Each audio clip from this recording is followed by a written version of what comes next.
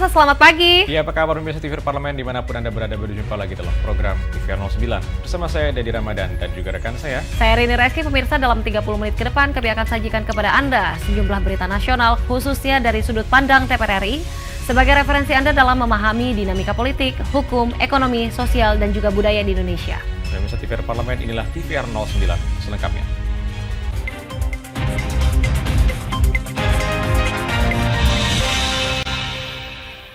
Berita pertama mengenai Komisi 3 DPR RI yang mendesak aparat penegak hukum menindaklanjuti pemilihan data untuk menentukan angka final terkait isu transaksi janggal 349 triliun. Tindak lanjut ini juga dinilai sebagai upaya untuk melakukan recovery uang tersebut agar dikembalikan ke negara. Masih dalam upaya membongkar transaksi janggal sebesar 349 triliun rupiah, Komisi 3 DPR RI menghadirkan anggota Komite Koordinasi Nasional Pencegahan dan Pemberantasan TPPU Sri Mulyani bersama Ketua Komite Mahfud MD, anggota Komisi 3 DPR RI Taufik Basari mendesak dilakukannya pemilihan data untuk menentukan angka final yang harus ditindaklanjuti oleh aparat penegak hukum. Taufik juga menegaskan bahwa publik berhak tahu data yang sudah diverifikasi dan paling update agar masyarakat tidak terus tersesat dengan informasi yang simpang siur. Itu adalah hak konstitusional publik untuk tahu apa yang sebenarnya terjadi. Apakah 349T seluruhnya adalah TPPU? Apakah 349T ini adalah yang akan kita kejar untuk recovery? Ataukah sebenarnya sudah kita bisa pilah lagi datanya sehingga kita punya angka final ya untuk menentukan ini semua. Nah, oleh karena itu mohon 349T ini kita pastikan berapa angka final yang belum diproses ataupun yang masih kita akan kejar sebagai pengawalan untuk kita semua. Anggota Komisi 3 DPR RI Supriyansa mempertanyakan hal apa yang menghambat aparat penegak hukum dalam menindaklanjuti surat laporan dari PPATK sejak 2009 hingga 2023. Berarti ini barang sudah lama. Kenapa dibiarkan ini? Berarti ada 4 lembaga APH ini, apa kendalanya mereka, Prof? Kira-kira. Sehingga ini sulit kita ini. 275 triliun rupiah yang tidak diproses, yang tidak lanjuti, dan kita diam-diam saja. Tim Liputan TVR Parlemen melaporkan. Berita selanjutnya, pemirsa, dari Komisi 11 DPR RI yang menilai untuk mencegah adanya oknum yang mengambil keuntungan dari proses penukaran uang, tentunya menjelang Hari Raya Idul Fitri, Bank Indonesia dan Himpunan Bank Milik Negara perlu mensosialisasikan mekanisme penukaran uang secara resmi, serta mempermudah akses masyarakat melakukan penukaran uang. Guna mencegah penyebaran uang palsu menjelang Hari Raya Idul Fitri 2023, Komisi 11 DPR RI mengimbau masyarakat untuk berhati-hati dalam penukaran uang. Untuk itu, Himbara didorong aktif menyosialisasikan metode penukaran uang secara resmi di bank atau mobil keliling milik Himbara dan Bank Indonesia. Dalam rapat kerja bersama Bank Indonesia, BPS, dan pemerintah daerah Jawa Tengah, anggota Komisi 11 DPR RI Mustafa Wardoyo menyampaikan besarnya antusiasme masyarakat untuk menukarkan uang rupiah emisi 2022, terutama memasuki minggu terakhir Ramadan, tidak memungkiri akan ada oknum yang memanfaatkan celah mengambil keuntungan dari proses penukaran uang ini. Pemerintah juga perlu menjemput bola dengan menyediakan bus keliling di titik-titik strategis untuk mempermudah akses masyarakat menukar uang. Inilah tugas daripada Himbara.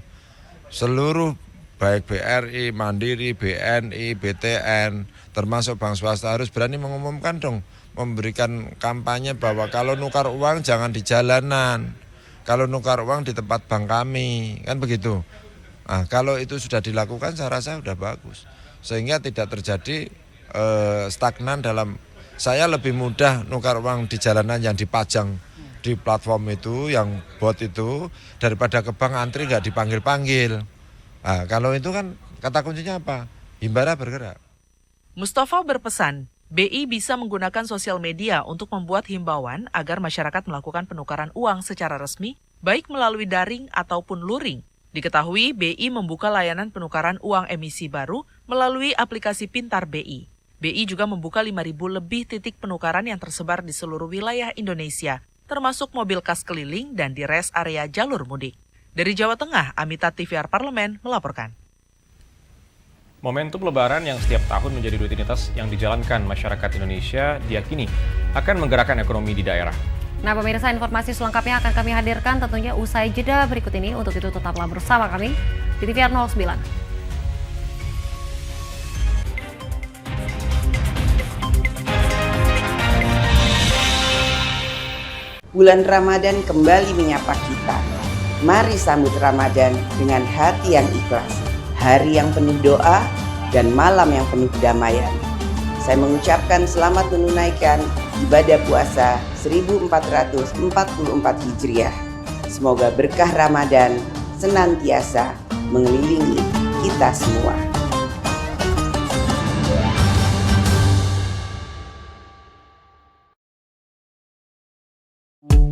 DPR RI memiliki fungsi diplomasi dalam menjalankan politik luar negeri sesuai dengan pasal 116 Undang-Undang MD 3. Kontribusi aktif BKSAP DPR RI memainkan peranan penting dalam memenangkan persaingan global melalui IPU, IPA, IPPF, IPA, dan PUIK. BKSAP memiliki komitmen yang tinggi dalam krisis kemanusiaan dunia. Fungsi diplomasi dijalankan untuk mendukung upaya pemerintah dalam melaksanakan politik luar negeri. Sini ditambang, Konflik yang terjadi, warga sini tidak mengizinkan. masalah yang tersisihkan menjadi kesenjangan sosial. Ya namanya rakyat kecil gak bisa apa-apa, mau komplain juga gak didengar. Sebab apa? Itu menyangkut isi perut kami semua. Bagaimana memutus keterbatasan untuk didengar? Jadi kalau misalnya masyarakat sudah merasa tidak lagi ada yang memperjuangkan aspirasinya, maka masyarakat memang sangat berhak untuk meminta dewan yang mewakili mereka di parlemen.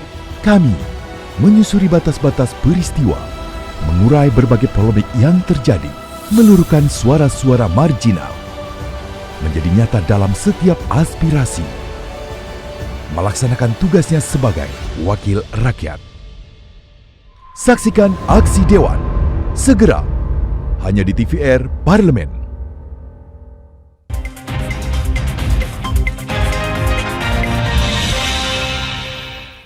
Kembali di TVR 09 pemirsa. Pemirsa, Komisi 6 DPR RI berharap pemerintah mendukung pergerakan ekonomi nasional pada momentum Lebaran dengan melakukan pengawasan terhadap ketersediaan kebutuhan masyarakat yang dinilai akan meningkatkan permintaannya. Momentum Lebaran yang setiap tahun menjadi rutinitas yang dijalankan masyarakat Indonesia diyakini akan menggerakkan ekonomi di daerah. Pemerintah didorong untuk cermat dari berbagai perspektif demi mendukung pertumbuhan tersebut. Anggota Komisi 6 DPR RI Herman Hairon yakin momentum Hari Raya Idul Fitri akan menjadi pergerakan ekonomi yang luar biasa hampir di seluruh daerah. Hal itu dikarenakan kebutuhan masyarakat yang meningkat didukung oleh daya beli yang meningkat pula. Meski demikian, Herman menekankan hal tersebut harus bisa dibaca dan didukung oleh pemerintah. Jangan sampai demand masyarakat yang begitu tinggi menjelang Hari Raya Idul Fitri tidak diimbangi dengan suplai yang baik. Kondisi itulah yang akan memicu inflasi di setiap momentum Hari Raya. Dan inilah yang akan menjadi penggerak ekonomi. Jadi perputaran, pergerakan ekonomi akan sangat dahsyat di kala Lebaran. Orang yang nggak biasa beli daging, beli daging. Orang yang biasa tidak beli ikan, beli ikan. Orang yang biasa beli ikannya sedikit, belinya banyak. Karena apa? Karena ini momentum. Nah, semestinya ini justru momentum ini juga dimanfaatkan oleh negara. Ini memang tingkat demand-nya akan naik. Nah, kalau demand naik, berarti akan juga terjadi tingkat harga-harga. Kalau suplainya melimpah, normal, maksimum 10% paling kenaikannya. Tetapi kalau suplainya tersumbat, atau suplainya tidak cukup, atau suplainya pas-pasan, ini yang akan terjadi adalah tingkat inflasinya akan jauh lebih tinggi. Herman juga meminta kehadiran pemerintah dalam mengendalikan harga bahan pokok. Menurutnya, masyarakat selama ini masih memberikan toleransi atas kenaikan harga jelang Lebaran selama dalam batas wajar. Mario, TVR Parlemen, melaporkan. Komisi 5 DPR RI berharap peralatan canggih untuk memprediksi cuaca yang dimiliki oleh Badan Meteorologi, Klimatologi, dan Geofisika atau BMKG dibarengi dengan peningkatan sosialisasi dan juga informasi yang cukup kepada masyarakat guna memperlancar arus mudik Lebaran tahun ini. Demi kelancaran dan keamanan mudik Lebaran 2023, Komisi 5 DPR RI mendorong Badan Meteorologi, Klimatologi, dan Geofisika atau BMKG untuk meningkatkan sosialisasi informasi cuaca dan peringatan dini kepada masyarakat. Anggota Komisi 5 DPR RI Irine Yusiana Roba Putri mengatakan, saat ini BMKG memiliki peralatan yang canggih dan mumpuni untuk memprediksi cuaca. Namun, sosialisasi dan informasi cuaca yang diberikan BMKG kepada masyarakat masih sangat minim.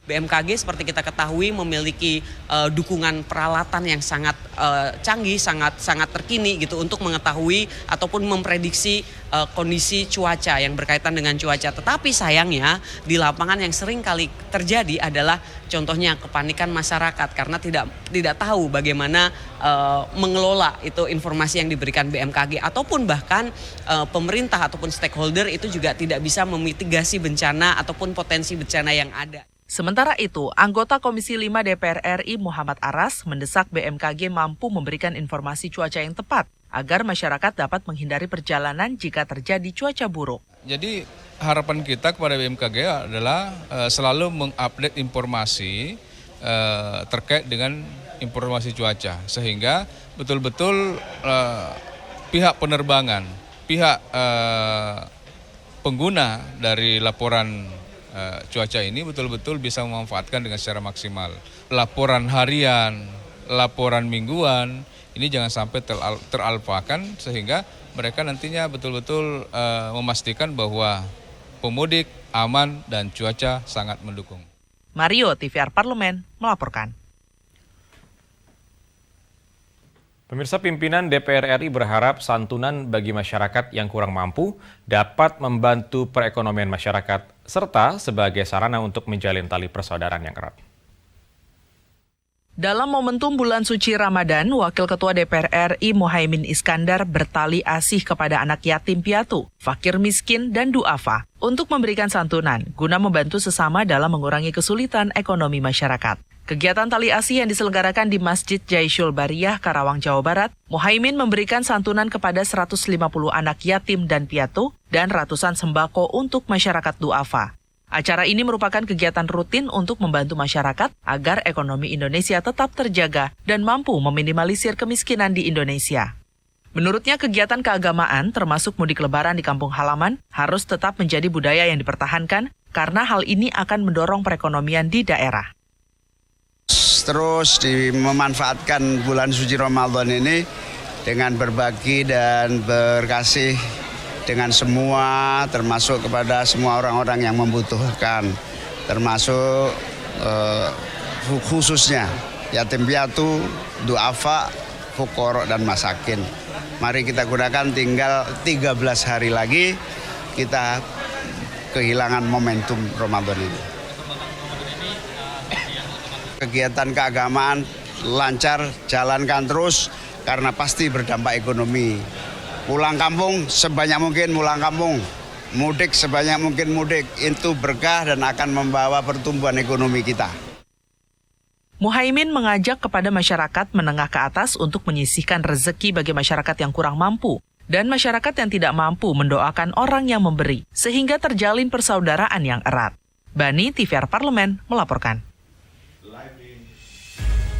Upaya membongkar kasus transaksi janggal 394 triliun rupiah secara konsisten dilakukan DPR RI. Terbaru, Komisi 3 DPR RI menggelar rapat bersama dengan Menteri Keuangan, Menko Polhukam, dan juga Kepala PPATK. Informasi selengkapnya akan kami hadirkan saat lagi. Untuk itu jangan kemana-mana, tetap bersama kami di TVR 09.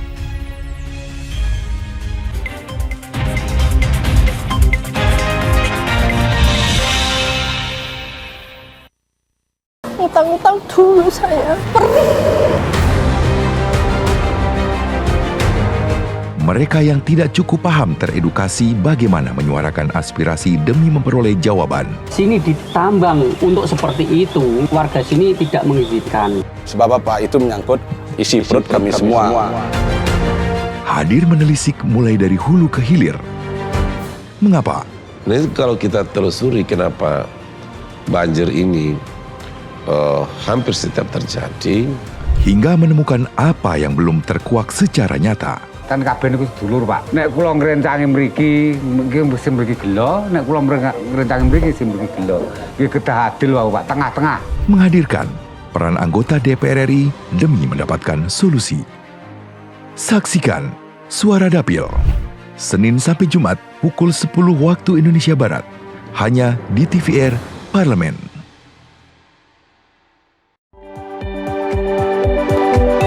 Perempuan Parlemen mengungkap sisi kehidupan pribadi anggota DPR RI.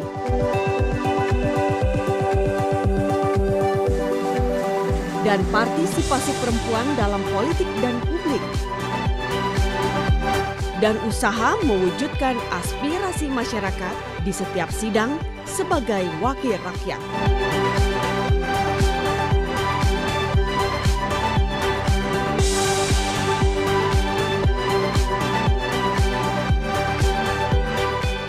Keseharian dalam keluarga. Jangan lewatkan Perempuan Parlemen. Hanya di TVR Parlemen.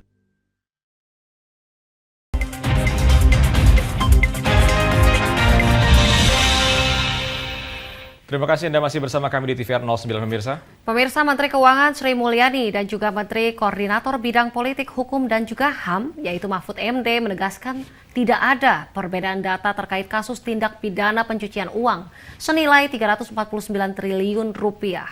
Namun Komisi 3 DPR RI menekankan pentingnya kesamaan kategorisasi data antar Kementerian Keuangan dan Komite TPPU untuk mempermudah tindak lanjut penyelidikan. Di sini juga pemirsa, Komisi 3 DPR RI mengusulkan pansus hak angket sebagai solusi penuntasan kasus tindak pidana pencucian uang. Untuk mengetahui informasi selengkapnya, mari kita simak laporan mendalam yang telah dihimpun oleh tim redaksi TVR Parlemen dalam segmen editorial Parlemen berikut ini.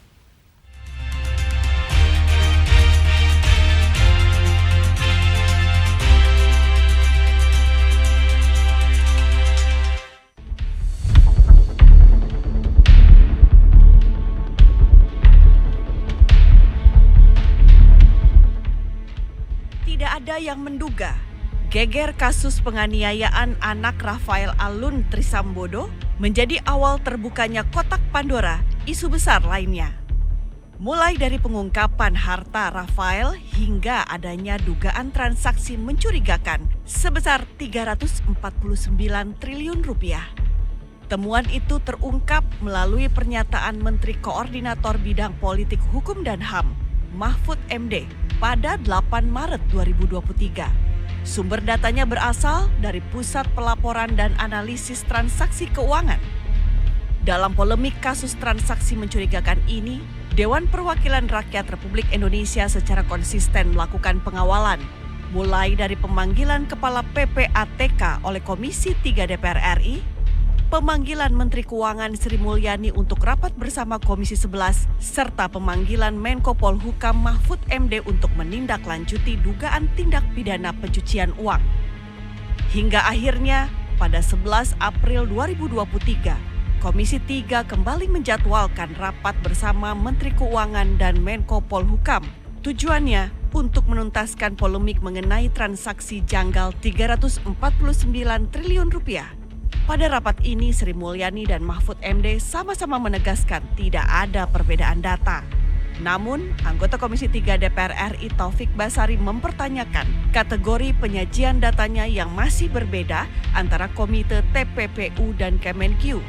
Di antaranya, pemilihan istilah laporan hasil analisa atau LHA dan istilah surat, sebab hal itu dapat mempengaruhi tindak lanjut penyelidikan.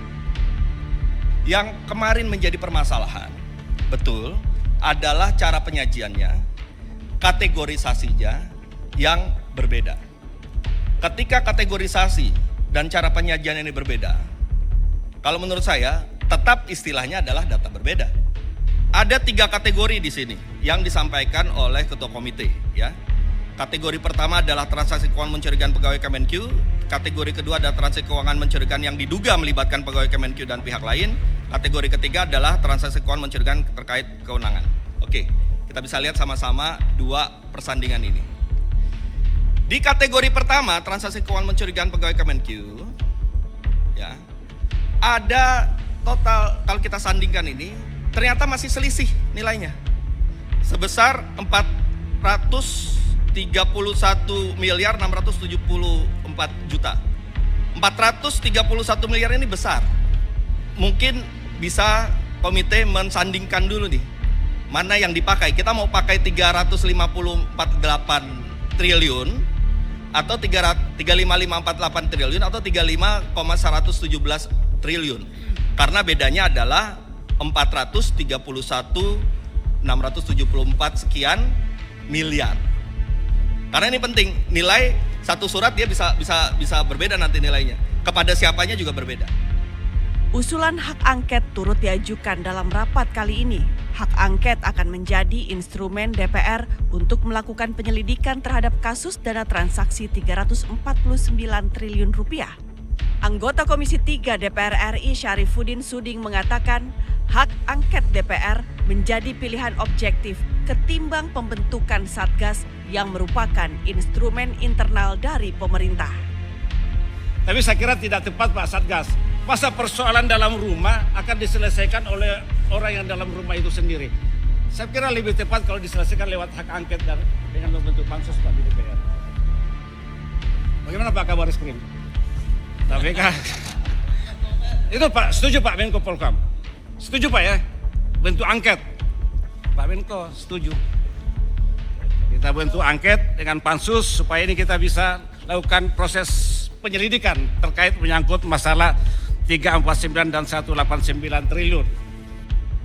Dalam rapat juga ditekankan, Komisi 3 DPR RI akan konsisten mengawal data transaksi yang muktahir dan terverifikasi sehingga kasus tindak pidana pencucian uang dapat segera tuntas.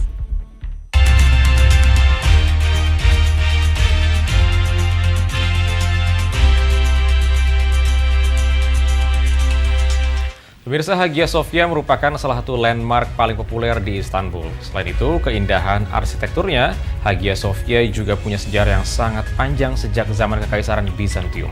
Nah pemirsa, sesaat lagi pemirsa akan kami ajak untuk menikmati tentunya keindahan Hagia Sophia. Untuk itu jangan kemana-mana, tetaplah bersama kami di TVR 09.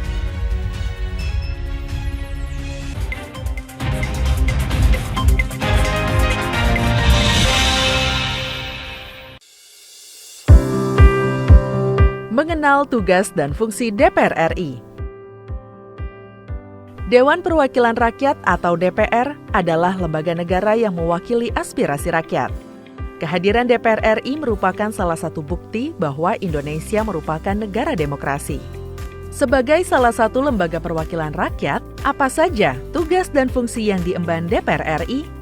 Berdasarkan pasal 20A ayat 1 Undang-Undang Dasar 1945, DPR memiliki 3 fungsi, yakni fungsi legislasi, anggaran, dan pengawasan.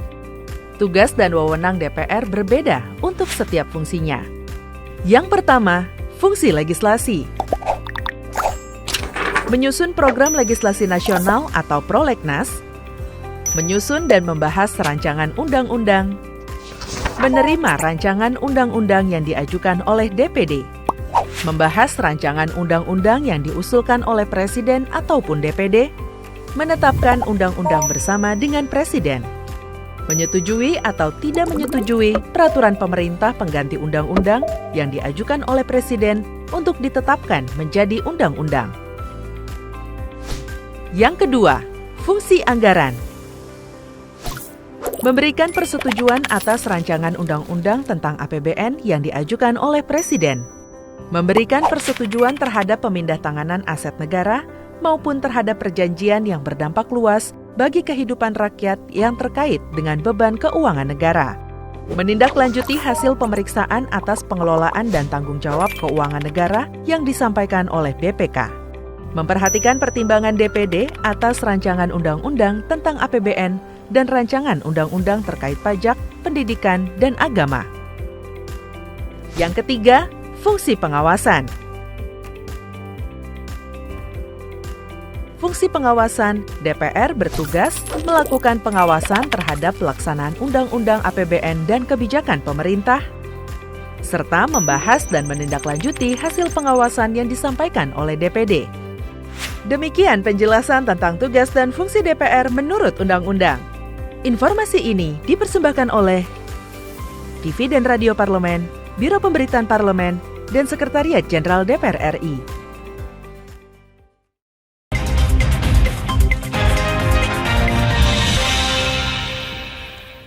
Ya pemirsa, kalau kita membahas terkait dengan Hagia Sophia, bahwa awalnya ternyata adalah gereja yang dibangun Kekaisaran Roma yang pada saat itu mereka tengah menguasai Turki sekitar 1.500 tahun yang lalu. Sebagai saksi bisu tentunya sejarah peradaban Roma dan juga Ottoman, Hagia Sophia adalah simbol agung bagi umat Islam sekaligus umat Kristiani di dunia.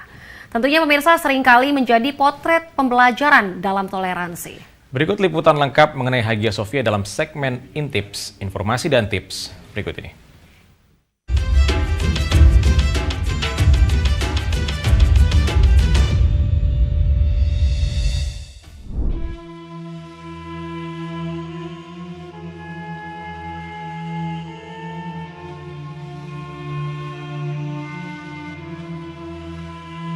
Mengunjungi Turki tak lengkap rasanya jika belum mampir ke salah satu peninggalan bersejarah, yakni Hagia Sophia.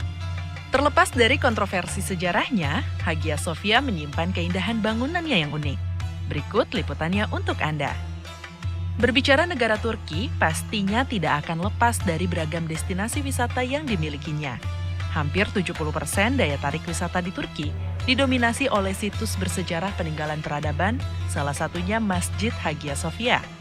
Hagia Sophia merupakan perpaduan dari kerja keras, arsitektur, sejarah, seni, dan politik. Semua ini disatukan di bawah satu atap. Dibangun pada abad ke-6, monumen ini menjadi bangunan gerejawi yang paling penting dari Kekaisaran Bizantium. Sepanjang sejarah Hagia Sophia, kubahnya menaungi 3 agama besar, yaitu Kristen Ortodoks, Katolik Roma, dan Islam. Didirikan pada masa Kaisar Bizantium Constantius, Hagia Sophia pada awalnya dibangun sebagai basilika bagi gereja Kristen Ortodoks Yunani.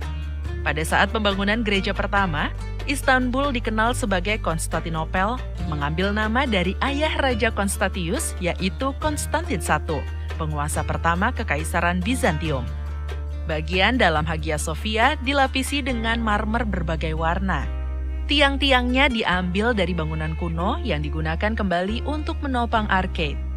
Bagian atasnya didekorasi dengan emas dan salib besar dalam medali diletakkan di puncak kubah. Kubah utama berdiameter 31 meter ini merupakan puncak dari sistem kubah dan semi kubah yang kompleks. Di salah satu pintu masuk Hagia Sophia terdapat mozaik perawan Maria menggendong anak Kristus.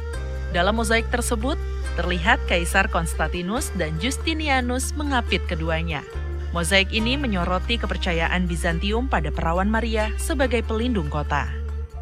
Setelah tentara salib mengambil alih Konstantinopel pada tahun 1204 Masehi, Hagia Sophia kemudian berubah fungsi menjadi katedral Katolik. Fungsi ini terus berlangsung sampai reklamasi kota pada tahun 1261. 2 abad berselang, Turki kemudian ditaklukkan oleh Sultan Mehmed II pada tahun 1453. Hagia Sophia pun diubah menjadi masjid. Status ini dipegangnya sampai jatuhnya Kekaisaran Ottoman pada awal abad ke-20. Hagia Sophia tidak hentinya mengalami perubahan. Tahun 1935, pemerintah Turki melakukan sekularisasi bangunan dan mengubah fungsinya menjadi museum. Upaya besar telah dilakukan untuk penelitian dan restorasi monumen besar ini. Tahun 1931, Mustafa Kemal Atatürk, Presiden pertama Republik Turki, mengizinkan Institut Bizantium Amerika untuk mengungkap dan memulihkan mozaik aslinya. Pada tahun 1985, bangunan ini diakui oleh UNESCO sebagai mahakarya arsitektur unik dari budaya Bizantium dan Ottoman. Puluhan tahun berfungsi sebagai museum, status Hagia Sophia kembali berubah. 10 Juli 2020 di masa kepemimpinan Presiden Recep Tayyip Erdogan, Hagia Sophia kembali dialihfungsikan menjadi masjid. Sempat menuai kontroversi, fungsi Hagia Sophia sebagai masjid hingga sekarang masih terus dipertahankan. Tidak hanya sebagai tempat ibadah, Hagia Sophia masih menjadi destinasi wisata favorit di Turki. Banyak wisatawan mancanegara, baik muslim maupun non-muslim, setiap harinya memadati masjid untuk ibadah ataupun sekedar ingin menikmati keindahan karya arsitekturnya. Lukisan Bunda Maria, Bayi Yesus, kaligrafi Allah dan Muhammad, serta mozaik kuno terpampang indah menghiasi seluruh sudut masjid. Hagia Sophia memegang status museum hingga tahun 2020, ketika pemerintah Turki mengubahnya kembali menjadi masjid.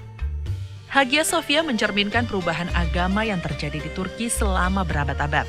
Dengan menara dan prasasti Islam yang kokoh, serta simbol agama Kristen yang mewah, hingga kini Hagia Sophia merupakan bangunan monumental yang sejarahnya telah menaungi 3 agama.